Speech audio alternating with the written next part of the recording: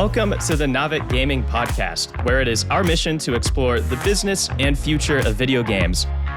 We bring together the industry's brightest builders, investors, and thinkers to keep a pulse on current events, dissect emerging trends in games, share lessons learned, and have a great time.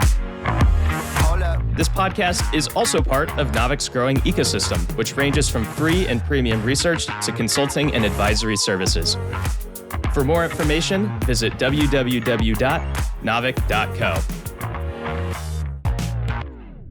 This episode is brought to you by Overwolf.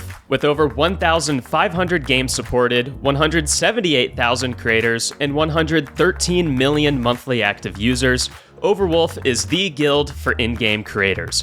Whether you're a gamer, creator, or game studio, Overwolf is the ultimate destination for integrating UGC into games.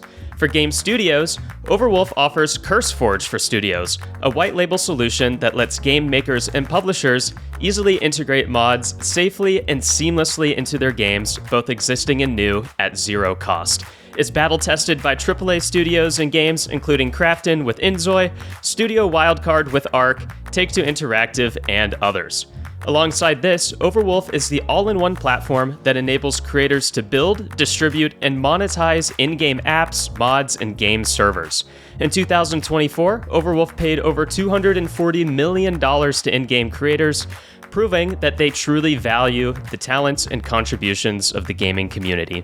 You can check out all Overwolf has to offer at overwolf.com, or simply check out the link in the show notes. Now, let's jump into the episode. Hello, everyone. I'm your host, Devin Becker, and today I'm delighted to be joined by Elad Levy, founder and CTO of Dive. Dive is a data and analytics platform that provides game studios with business intelligence and live ops tools to help them make better, understand their data, make better decisions, scale their games, and maximize monetization. And today we're going to discuss tracking, identifying, and handling player churn. Now, you've been on the Navic podcast here before, but could you just give a quick overview of yourself at Dive for those who hadn't heard any of those previous interviews? Yes, of course. So I've been working for the past 25 years as a CTO and a founder in the games industry. In my last company, a game called House of Fun, we got to a huge scale and ended up selling it to Playtika, where I stayed working for a few more years and implementing our secret sauce of managing data and live ops and fun stuff like that. Cool. I've had the luxury of leaving the churn problems from inside a large studio, and that was a great insight because today what we do with Dive, among other things, is help game studios with churn. What does Dive do specifically with churn? So the company, first of all, the company gives the game studio kind of like let's call it enterprise grade data and live ops capability without building the whole internal team in-house, which will take them years, I spent my career staring at player data and working with player data. So churn is a very misunderstood problem in this industry, which is, what we can have a very long talk about today. Most studios cannot diagnose churn because their data is fragmented. It's a very common problem, actually outside the games industry as well. So sessions would be in one place, and the crashes would be in another place, and monetization will be in a third place. And what we do is we unify all those sources to a single place, and then we start looking for a correlation if there's like relationship between something that happened in one place to the churn. And that's what we do. You cannot fix churn if you cannot see it, and this is probably one of the biggest problem of the game studios. If their data is scattered all over the place and they cannot see it properly, though, it's very hard for them to realize what is happening with the game. How do you guys define churn exactly? Games that are young or just started, we would probably define churn like very early, like in a matter of like 1 week or something like that. Never days, because some players play on the weekends. Obviously, some players, it's very common in Asia. People work throughout the week. It's okay, and they play on the weekend. So if someone plays in the weekend and he didn't connect for a few days, it didn't mean he churned. It just means that he is busy working. So we find that pattern, okay, which is like, let's call it a range, okay, and it can be, I don't know, like 1 week of inactivity or 2 weeks of inactivity. But games that are more mature have a lot of reactivation campaigns for dormant players. So we would define churn there as like in every 3 weeks or 1 month, something like that. It's very different from the one game to the other game. Also the type of game, obviously, but it's something that we work with every game studio.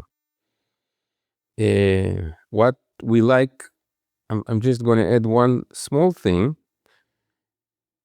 I like looking at actually something we called LTC, which is likely to churn, that are players that are lapsing. So someone who behaved like a player that behaved in a specific way, like, I don't know, playing on the weekends or have long sessions, and all of a sudden they have shorter sessions or they don't connect that often, then we would probably flag them, as like a possible, we call them LTC, likely to churn, because they're not permanent. It's not a permanent churn. It's lapsing. Let's call it lapsing churn. I mean, churn is obviously something that you guys are looking at, but what makes it so important to actually have like things like likely to churn and things like that, especially in the current gaming environment? Yeah. So the current environment, and that's the biggest challenge, the user acquisition exploded and the market is saturated. Plus the privacy changes of, ATT and IDFA, they gutted tracking. So they killed retargeting, and studios lost the ability to track and retarget lapsed players across apps. So winning people back is way, way more harder than it used to be, way more expensive. The logic is brutal, actually. Acquisition is expensive, and you can barely retarget the ones that you lose, which makes not losing them in the first place the only profitable lever you've got left. So retention is like the new growth, as I see it, because it used to be, many, many moons ago, you could buy your way out of churn or, retarget somehow or just acquire more, but it's not working anymore. Every one of those players is really valuable. Plus, if you identify them early and put them into buckets and you see that they're like highly engaged or paying players, those are the ones that you need to keep an eye of close so that they don't so if they are starting to lapse or not connecting as often or not engaging as often, it's something you have to do like right away. Well, besides like not connecting as much, like or as often, what are some other like key indicators that players are likely to churn? So yeah, I mean, the sessions frequency is probably one of the biggest. If you see a decline in that, that's the biggest indicator, I guess. If the session length, if there's a stalled progression, so for example, you're stuck on the same level for weeks and you used to have like there's a dashboard that we create that is content consumption, like how many like levels, for example, or scenes or whatever you consume per day. And if that momentum started slowing down, then that's a flag from our point of view. Also reduced spending, obviously. If someone has a deposit habit, we call it the paying habit of, I don't know, he averages, I don't know, $5 a week or something like that, and then all of a sudden he stops spending. And then the best and really cool indicator that we can talk about later if you want is the last session, which is like the last session before he started lapsing or churning. in our platform, we record everything that happened in that session. Like in every session, we record everything, the pop-ups, the engagements, the clicks, the game behavior, the play behavior, the session length. So sometimes the last session tells what happened right before the player left. So all that, all those signals are before they leave, which means that churn is quite often preventable if you're watching these signals, you know. That sounds useful. What are usually the biggest causes you see for churn, especially ones that developers can address like ahead of time to prevent that sort of thing? I think the easiest one is anything related to onboarding and loading. So some players, they churn even before the game starts because, for example, there's, we had a client that we pulled the churned cohort of the last session, and we found that a huge percentage didn't even clear the loading screen. So that was probably, loading too many assets. It's too heavy. It's a very easy optimization, by the way, because you can background load all that stuff. So that's one of the biggest problems, which affects obviously day one, because it's, you just install the game and you cannot start loading heavy assets in the beginning. You want to let the player get in and play as fast as possible. So we had a client that we worked on that for a while. Another client recently that we worked with, they had too many pop-ups. They call it pop-up blindness. So like you just install the game and you get like a gazillion pop-ups with pay this and upsell that. And if you show it in an ad, it's even worse. So this is definitely something that we see, that those revenue boosters is something that it's okay, but you need to sprinkle them in a very subtle way. We did an experiment a few years back, I think in Playtika or with another client, that instead of using a lot of like aggressive pop-ups, we used slide-ins. Something that will just slide in from the bottom or from the side. It will show for a couple of seconds and it will disappear. It's more subtle, it's more gentle, and it's less invasive. So crashes are probably the biggest one, and people do not understand the impact. The impact is huge, especially when you launch a game. It's not polished, so you have a ton of crashes. So we connect with Crashlytics or Bugsnag, Sentry, whatever tool you use for crash reporting, and then we start finding correlations between the crashes and the group that churned, and the correlation is quite high. So we fixed those many times, many clients.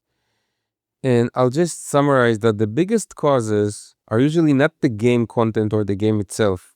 It's friction or technical problems or aggressive monetization, and they're all addressable if you just see them in the data. So when people churn, like obviously there's all the reasons that are like more the technical stuff. When players are churning for maybe behavioral reasons or whatever, over like someone that's been playing for a while and churning, are there some typical interventions that can prevent, like say giving them some extra currency, making a level easier? What are the typical things you could do to prevent those like longer term players from churning? The easiest would be to smooth the onboarding and loading funnels. That's a very high ROI fix, and many ignore it, unfortunately. And then the more deeper analysis, which is related to the content consumption and progression systems, which is that's one of my favorite dashboards, progression systems. How long does it take for a player to reach a specific level? And we measure that in days, in sessions, and in playtime. So sometimes the content gets consumed super fast, especially if the game just started and they don't have enough content. And then people would ask me, hey, but we don't have it. I know D14 is like drop. And I say, yes, of course, because by D8, all the content is totally consumed. So why would someone stay in the game? In level based, it can be, or like milestone based, it can be economy walls, what we call economy walls as well, obviously. And those are places that you can inject even a temporary, like a temporary, power up or something like that to help the player pass that obstacle. My mom, I always give my example of my mom that still play Candy Crush. She figured out that when she cannot pass a level, she just stops playing the game, and after a few days, it let her pass, and it's fine because they want. There are a lot of like data people and monetization and live ops guys that work behind the curtains and help you pass so that you continue being engaged with the game. So that's another one. Pacing monetization, that's a very important. So don't hit new players with paywalls super fast. Just let them be, let them play, and then you can start in a subtle way. If they want, they can go to the coin store. Over time, you can maybe offer like a one-time deal, and then lower it over time, because sometimes, I like starting the coin store at, let's say, $5, but then you go on lowering it with like these one-time offers. No need to do it every day, but once a week or something, or the next time that the player connects, lower it to 4 or 3 and eventually to 1 to see if you can manage to convert them. So the monetization pacing, I call it monetization pacing. That's another smart way to address that,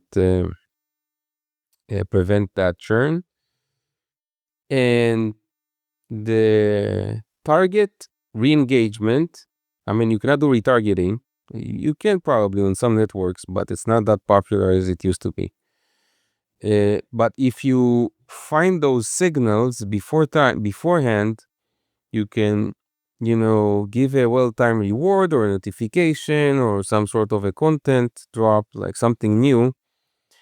And the idea is, in an essence, to intervene as early as possible on the at-risk factor, on the LTC, and not after they've left, because after they've left, you lost the player. It's really hard getting them back. You can, if you have their email, maybe you can send them an email.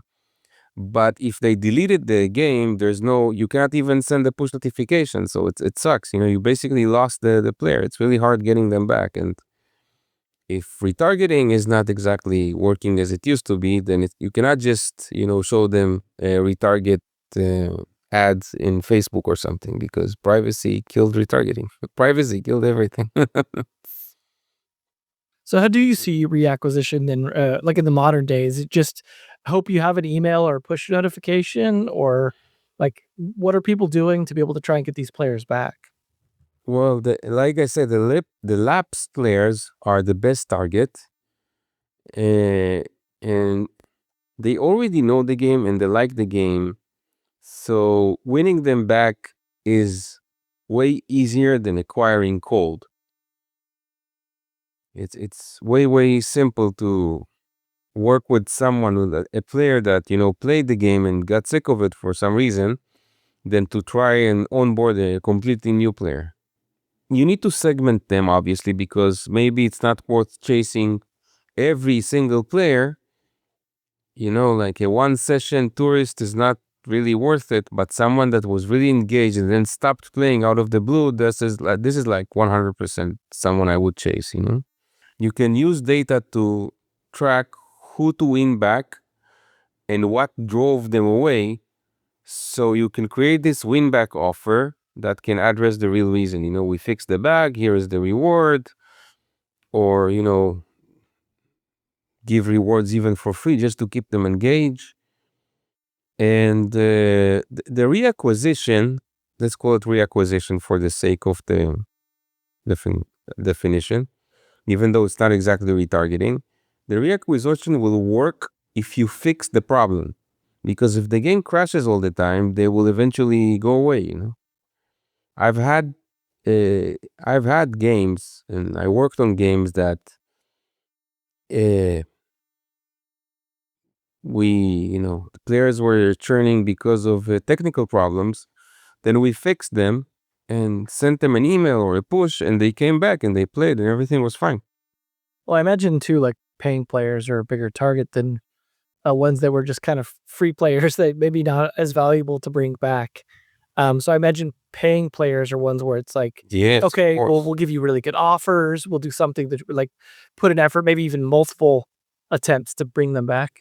Yeah, it's the rules of the game change. You cannot, because privacy means that you cannot cheaply retarget lapsed players anymore. You have to win them back in a more smarter and more data-driven way, you know? It's a different reality today. You cannot afford for your players to churn, basically. It's just Yeah, if it's too it's expensive to get them in the first place. Yeah. exactly. Do you ever do you see a way for us to get back to being able to cheaply acquire players, or is that just pretty much over with? You can use prediction churn models. That's like if you use those signals and you test them over time, like over a few years, you can find those signals and then intervene earlier to avoid like getting into that problem in the first place. I think that real-time personalization, like real-time personalized intervention, is also a cool option that you can target someone if you can in that session see that something is going to happen, and the game will adapt per player. The difficulty will be dynamic, the content and the offers will be personalized. And AI is kind of democratizing this in a way, because historically only big studios could afford it. But today it's more, we do our thing, but if you have the patience, you can build everything in house, even though it will take a while. AI churn prediction, that's the last thing that I want to say about it. AI churn prediction is only as good as the data underneath it, because if you collect garbage, it's just garbage in, garbage out. But the studios that win will be the ones that get their, data house in order. It affects everything. It's one of the first thing I work with. We work with every game studio. We explain them that the foundation accuracy of the data is the most important thing because everything depends on it. Churn, KPIs, ROI, ROAS, all those calculations. If you want them to be really super accurate, you must get all the data accurate as well. Well, tell me more about the last session recording you mentioned earlier. That sounds like something really useful beyond just the AI for trying to maybe find trends and things like that. You mentioned the pop-ups being one thing you've seen, like where a lot of people getting those pop-ups causing churn. Just tell me more about what you've learned from that whole process and how that last session recording works. The SDK that we implemented the game, when you implement it, then you record what screen does the user see in every given moment, and the pop-ups that you see, and if they click the X button or the blah blah button or whatever. Plus, we track in every moment, even from the login, we track the exact level and the exact balance that they have. So when you gather that group, and we did that exercise a few times, which makes our life easier. When you take those sessions and you take Claude, for example, and explain Claude the context of the game and say, this group stopped playing, then you can learn a lot because obviously it can analyze data faster than you. Instead of you going session by session, it starts finding things in common for these users. So for example, their balance was too low.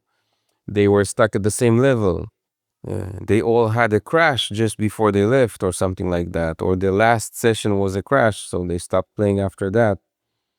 So we leverage AI a lot internally to help us accelerate analysis of churn and predicting churn. Yeah, no, it sounds like a really useful feature. With that being something that you guys are doing, that's like maybe a bit of a newer thing. Where do you see kind of the future of some of the stuff going with player churn, reacquisition, like identifying play patterns that might lead to churn, that LTC stuff, like all that sort of stuff? Where do you see that going in the future, maybe over the next 3 to 5 years? One was the predictive churn models, AI predicting who will churn before the obvious signs, so you can intervene earlier. Another is the real-time personalized intervention, so the game will adapt per player in terms of difficulty or content or offers. AI is basically democratizing this whole world because we used to you do this like in big studios like Politica and really big companies had the skill set and the money and the resources to run that. But today you can even run it on small game studios with us or without us. You mentioned Claude. Is that the model that you find works the best for doing some of this analysis? I I love Claude for analysis, like more code, writing code, analysis, stuff that is more. GPT for me is more of like an AI assistant, like if I need to plan a trip with the family and look for places to eat. But Claude is, when it comes to work, I personally, actually the developers and the data analysts in the company, they all work with Claude. They prefer it. It's more direct, it's more, I don't know, aggressive, more concise. Not a lot of blah blah blah blah blah. It doesn't repeat everything you say, and It makes sense. Yeah. It's definitely one of those things where it's a little more of on the technical, like kind of brief side of things that's helpful. So that's good. yeah, more efficient. And technical people, we're obsessed with efficiency. So it's easier for us to, if we downsize the team actually because less people can manage more clients today. This is the impact, the huge impact that you're seeing all over the place. Makes sense. Definitely something Yeah. to consider, like especially as the whole AI space evolves. Just a couple quick last questions that I think are just things that feel free to just say whatever. It could be controversial. It's fine. Just keep it interesting. But what is the dumbest reason you've seen for players to quit games? Loading screen takes too long, like 3 seconds. Sometimes it's like 1 second too long. They're like oh, this sucks, and they just like will throw it away. Wow. Like Yeah. like loading or downloading? Yeah, loading or down. If it starts downloading, it's even worse. But it's very common for people to rage quit. The game that they love because it's a slow boot. I see my son is also, I see him playing, and if something, that new generation, if some things take like half a millisecond more than it should, they already lose their patience. They don't have time for that. It's like, oh, that sucks. And they like judge it on the spot. That's pure crap. It's too much. There's other games. It's too much. Exactly. Yeah. Exactly. When they're all free. Exactly. It's a very tight competition. Yeah. So Yeah, that seems like an unfortunate thing where it's just like optimize and make sure that that doesn't happen. Outside of like the optimization and preventing crashes and bugs and stuff like that, what do you think is the most important thing games can do to make sure they retain players?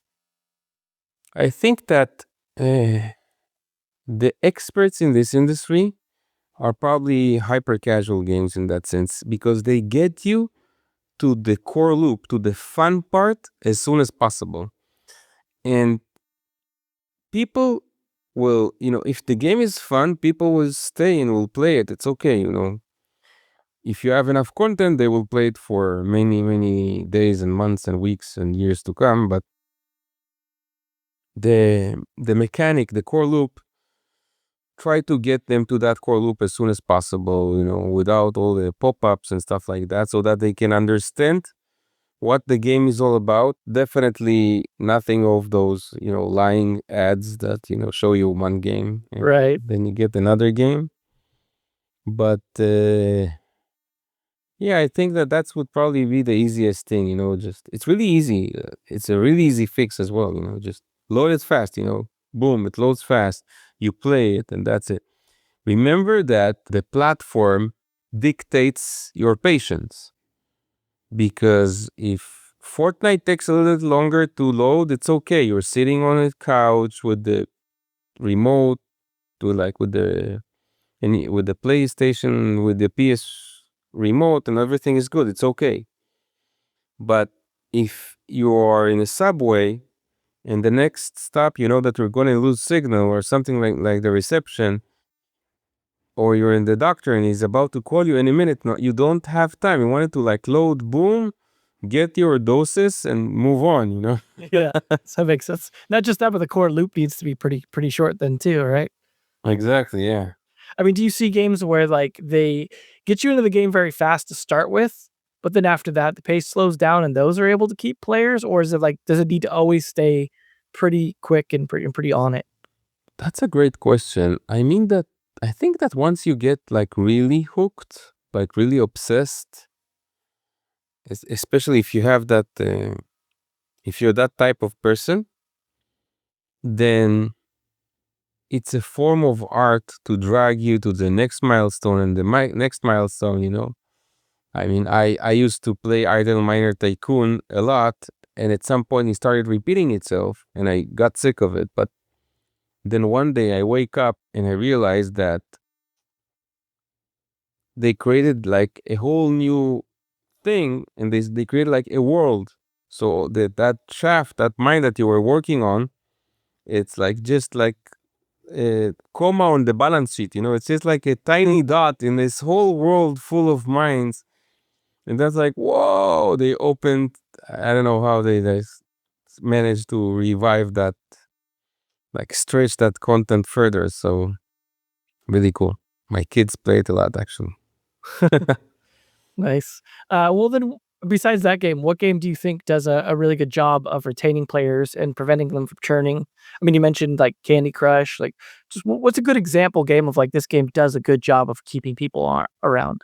I would differentiate between fun games, casual fun games, and games that somehow have a deeper way to engage or stretch the content or something like that. So, a casual fun game would be, I don't know, Pixel Flow, I guess, something like that. That would be a more light and I need to burn time kind of game. And then all those infinite builders, some summoners, Ice Age. What was that? Yeah, it was a Century made that. It's a amazing game. It's just endless. Right. All those endless builders, obviously Supercell. I used to play Boom Beach for months. Yeah, we see a trend of games trying to kind of bait you in with that easy core loop you were talking about for the day 1 to maybe day 7, and then they turn into a 4x game. Exactly. And then that's the way they're keeping you around, is that 4x game loop, like you were talking about, even with the timers from the Idle Tycoon ones, where they're just kind of Yeah. it drags it out, but as long as you don't get fed up, then you stick around, right? And then they've got to try and get you back. Well, think about it that way. Every game caters to a certain group of people. And the challenge in the games industry is finding whether you can scale that group of people or not. So, I don't know, there was this really old game called, I think it was kind of a very, like a blackjack RPG. Really weird, Really, really strange game. Super fun. Like I think that me and like another friend of mine, we were the only one playing it, I think, or something like that. But that's why many games they use like easy or known mechanic, because this way they know that the mechanic already proved that it caters to many people. Right. For example, I don't know if you take the Gardenscapes one, or any of those play rigs that has the game is not the match 3. The game is it's the story. You're unfolding a story. So my mom, I told her try give it a shot, and she's like it's boring because she enjoys consuming content and playing levels, while someone else enjoys the story and uses that as an excuse to move on to the next level. Right. So it's really different, I guess. But yeah, I know exactly what you mean with those ads, because I fall in those ads all the time. I install those dumb games practically every week, seriously. And my kids make fun of me because I love them, I don't know. I never have the time, and I need to like burn time waiting in the bank or in the doctor, and Right. or stuck somewhere.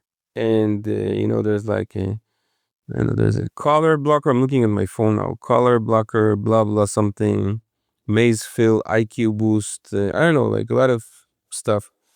Back to your question, we have one of our biggest clients is it's a company called Bluebat, and we provide through them. Um, we help with the BI and live ops for the Hard Rock Group in Florida. So they have resorts like hotels, and then they have arenas and stadiums, and they have shows. So they found that they can engage those players, and I don't know, if you win a tournament, you get $5 in the buffet, or like a concert tickets or something fun like that. There was another company that they used to do that. I remember the CEO, I don't remember the company name, that they did that with the sports goods. You can win sneakers or something like that, and that's cool. That's like that will definitely stretch people to play. I mean, some people will play out of obsession, because they really want to pass that level, like a flapping bird kind of thing. And other people would, they want to win something, and sometimes I don't know, I see my kids playing, and they will grind hours to just get, like $1 or something like that. Wow. They would just, they watch all the ads and click all the rewards and do everything so that they can. I guess this is why Benjamin's, that app, became so successful, because lots of people are, I don't know, grinding. And I don't even want to talk. We had a huge client of Solitaire, Real Money Solitaire as well. And there is a Real Money, Max 3. And those games are really getting popular lately, because people are like, hey, we can win. I know if we can win a few dollars playing, that sounds cool. Plus, it gives you some sort of a rush. Right. Back in the days, it was illegal, but somehow, magically, all of a sudden, Apple and Google are now allowing it. Yeah. They don't call it gambling; they call it RMG, real money gaming. It's kind of like its own category, but Right. Is this a good way to prevent churn? Is essentially paying people to stick around? It's amazing. Yeah, Yeah. it is. It's great. It's kind of like you mentioned casino stuff, and it's like they obviously are kind of a master of keeping people around and spending money. Yeah, But they also like dip into that with like free play credits and, like you said, the buffet, doing things to like kind of throw out those carrots to keep coming back. Exactly. That's why Playtika was a great school for many monetization managers and live ops and data people, because they do it all day long, Right. across all their brands. And there's when you have a big portfolio, you can start doing cross marketing. So, oh, you got sick from this game, it's okay, we have another game for you. Right. And you don't need to acquire because you already acquired them. You just show them like a pop-up that moves them from one game to another game that is in your same portfolio. Yeah. So it's cool, And back in the days, Playtika did like a rewards program. It didn't work. I didn't see a lot of companies doing that, which kind of sucks. Like if you play our games, our portfolio games, you get like loyalty points, like airline companies that you have. Like Right. SkyTeam would connect several airlines companies.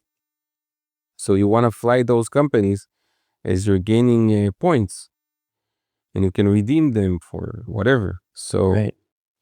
I think that this is like a really big evolution happening in those last years Makes sense. in games. Yeah.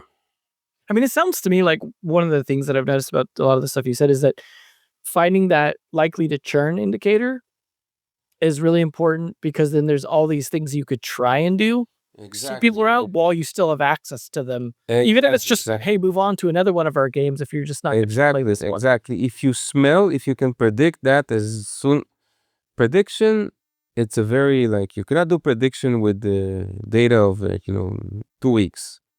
You need months and sometimes years because when you run the prediction algorithm and calculate the scores and validate those scores, that's how you do it in data. You need historical data because you have an assumption and you need to prove it. Right. And you basically take a group of people that churned last year. Okay, fine.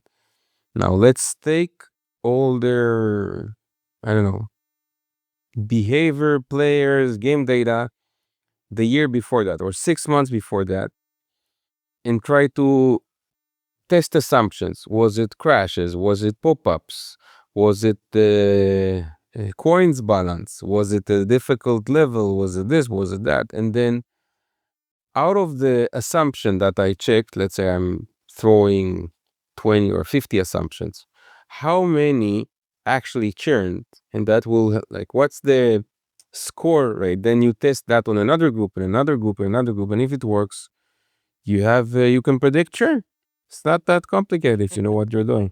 Do you ever try anything about contacting any of the players to try and find out, like just as a sampler, like a couple of people be like, what caused you to churn, or some way of like finding out like specific answers from people as a sample? I had this actually in Playtika. We had this like amazing customer support team that had like a live chat, and it worked really cool because when you one of the biggest important like things that you need to do with the players that you have is create a community. Discord, Facebook, I don't know, wherever, just create some sort of a community so that they can vent, they can write, oh, this game sucks because of this, because of that. And sometimes it's better than data because it gives you like this weapon, like the guy that is using this and that weapon kills everyone and it ruins the game for everyone. Right. So you cannot take that. You cannot gather that from data. You need like another human being that played the game for hours to tell you what's going on. Do you usually do like a churn analysis where you're seeing like a trend of churn and then try and look for that stuff where you're like, hey, it's not an individual player thing. It's like something's wrong with the game more broadly sort of thing? I think that like most of the techniques that we use are mostly focusing on crashes, content, and sessions data that we gather. But like I said, I started saying before that in Playtika, we had the loading funnel, and that's one of this is like challenges that big companies face. It's not, like uh, loading funnels in a new game would probably be, I don't know, 80% whatever. Playtika, it's like 96 or 97. We had like a really, really amazing, like it was, you start fighting for the 0.5%, Right. optimizing. But when your DAU is high, that 0 point something is thousands or, Right. So we had this problem on the loading that we couldn't figure out what is causing it. And we saw players churning because of it. And I was so frustrated that I asked customer support. I told them, I think that we have a group of players that is churning because the game is not loading properly. So every time someone contacts, we put a live chat. That's one of the things I tell all game studios. Make it easy for the player to complain, because this way you can talk to them and understand what's going on. Right. So I asked the customer support, I told her, listen, next time someone complains about loading, I don't care at what time of the day, offer them like a gazillion coins for free if they let me do a remote session with them and figure out what's going on. And obviously a lot of people thought that, what the fuck? I don't know what. This guy's gonna connect to my computer and start touching stuff. But one guy said yes. And hi, my name is Elad. I'm the CTO of I understand that you love our game, but we realized that it's not loading sometimes, and I would like to help you. And he was actually really happy because, all of a sudden, like if you think about it from your point of, as a user, if you use, I don't know, if you use Spotify or something and something doesn't work, and someone will reach out to you actually to get your opinion.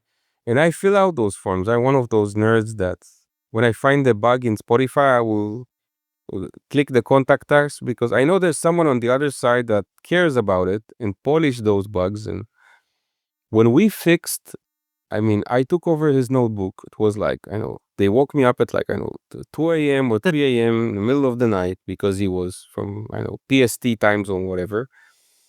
And we finally like, oh my God, it's like the dumbest thing. It's always the dumbest thing ever. And then the next day we released a hotfix to production.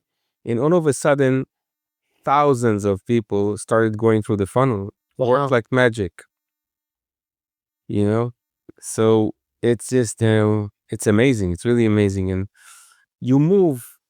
imagine that if you move 1%, 2%, like a tiny bit in D1, it affects D7, it affects D14, it affects D28. Like, so that onboarding is really precious. Yeah, I've definitely done that analysis myself where you're like looking at, okay, like we're acquiring new players, but they're not really sticking around that long. Where is everyone kind of stuck at or stopping at? And it's like sometimes you find it's a technical thing, sometimes you find it's a progress thing. There is a reason for everything. Trust me, there is a reason for everything. Most of the time you can get it from the data. Some of the time you won't. And if you have a channel, like a Discord channel or something like that, or somewhere that you can talk to the players, that would be even better because it will help you understand faster what's going on. Do you look at like user reviews then for like the 1 stars and things like that? Yes, of course. We used to have in Playtika, we had this process that every morning someone would manually gather all the 1-star reviews from all the stores and create a document and send it to the product managers. And then the product managers would go one by one with the QA, trying to figure out, is it a bug? Is it a problem? Products are perfect because someone worked on them, Right. Someone polished them. And the polishing a product to perfection is art. Like, seriously, this is when something, it's so funny, but most of us, we just want things to just work. Right. We don't want more than that, Sometimes we don't need more than that. We just want it to work. Right.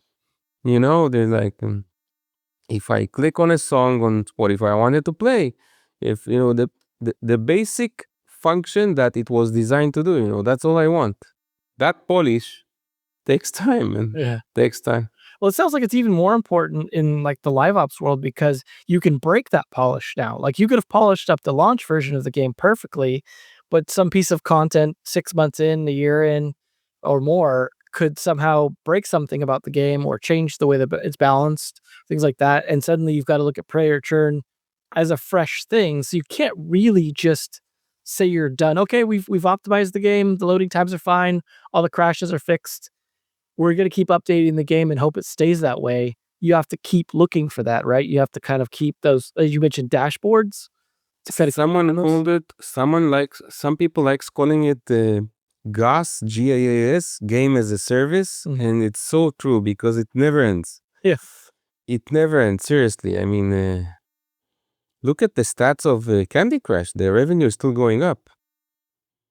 And you'd think they would saturate the audience, but somehow they find new ways to, to upsell and convert and optimize. And such an old game. It works amazing. I guess that's the value of reinvesting your money that you're making in making sure you can keep making more.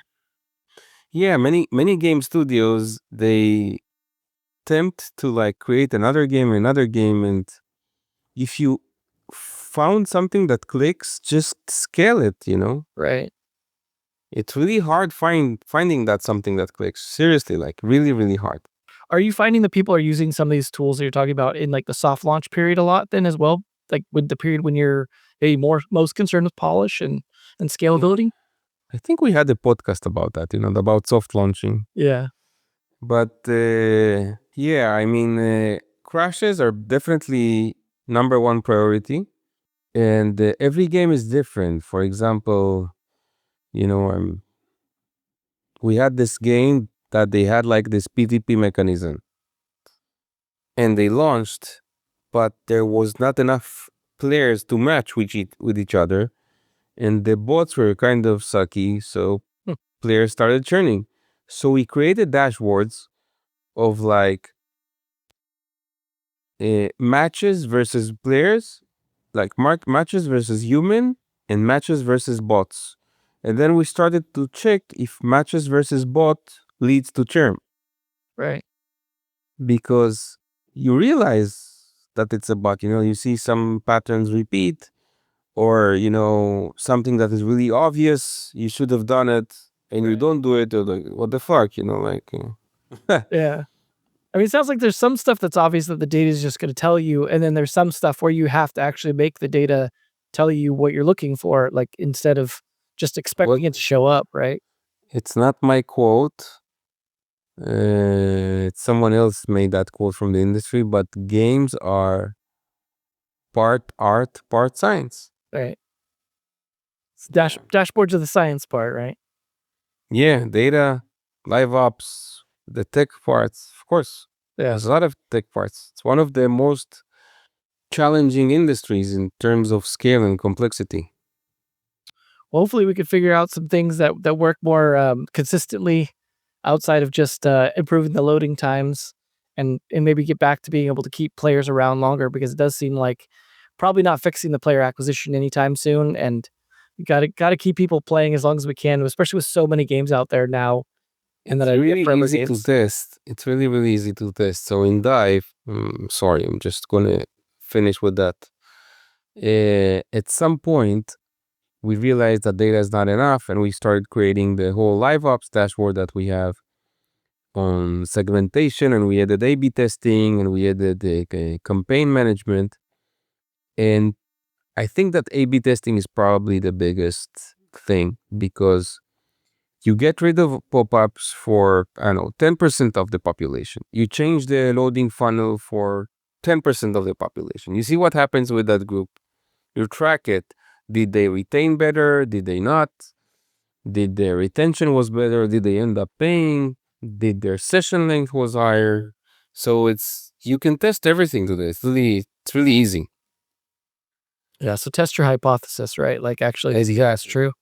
Yeah, exactly. You can make a gazillion changes, but you just test them.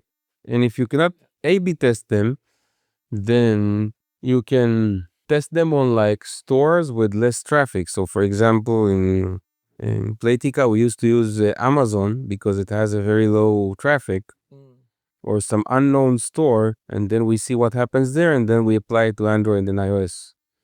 Over time, we developed an A/B testing system that helped us paint a population and track it better. But I guess that gives you like an alternative way to look at A/B testing if you don't have the setup for it. yes, of course. Or you filter by country. That's another easy way to do it. Well, cool. I appreciate you sharing all this experience and that you've had, as well as the things that you're doing now. A lot of valuable, I think, insights for people, because this is kind of, if you screw this up, it's kind of hard to go back. So it seems like an important thing to be doing now. It's more expensive to make mistakes these days. Yeah, exactly. Well, cool. Well, thanks very much for joining us today. I appreciate all those insights. Definitely a lot of kind of a hot topic at the moment, I think, for people. So hopefully it's something. Not only in games, by the way. I personally work with other industries. So, and I'm just going to wrap up with this part. So if, you can find us in dive.games or in my email, elad@dive.games. But I work with other industries, also in mobile apps and different industry that has nothing to do, and those same patterns repeat. Right. Seriously. Products and customers, right? Exactly. It's a B2C in general. It's a whole B2C Right. challenge that, but games are very sophisticated, I think, compared to other industries. Seriously. Lots of metrics involved, definitely, because you have data, because you're actually seeing what people are doing as they're doing it. So. Yeah, I mean, if you compare it to like, booking a flight is dumb, and it's like, you search for the flight, you find it, you click, or, Amazon, you add item, and check out. That's really like basic.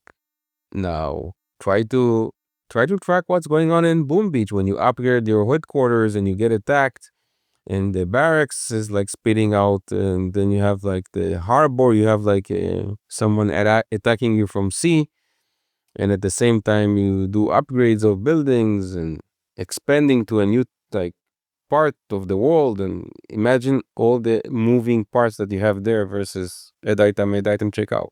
So Purchase, no purchase. yeah, exactly. It's a very subscription. It's a way more simple than, games are fascinating because of that, and this is why I need to always stay in games in some way. Keep learning. Well, Yeah, exactly. Well, hopefully people that don't know the technical aspect of that as well can definitely leverage what Dive is doing to help us figure that out. So of course, they can contact us. They can meet us in the conferences in GDC, in Pocket Gamer. We're always present in those conferences as well. And I really enjoy talking to the new generation because it's fun. I don't know, they're like a lot to learn. Well, thanks very much for joining us today, and thanks to listeners out there as well. Hopefully you guys enjoyed this. Thanks, and we'll catch you guys on the next one. Amazing. Take care, man. Thank you so much. If you enjoyed today's episode, whether on YouTube or your favorite podcast app, make sure to like, subscribe, comment, or give a 5-star review. And if you want to reach out or provide feedback, shoot us a note at podcast@naavik.co or find us on Twitter and LinkedIn. Plus, if you want to learn more about what Naavik has to offer, make sure to check out our website, www.naavik.co. There, you can sign up for the #1 games industry newsletter, Naavik Digest, or contact us to learn about our wide-ranging consulting and advisory services. Again, that is www.naavik.co. Thanks for listening, and we'll catch you in the next episode.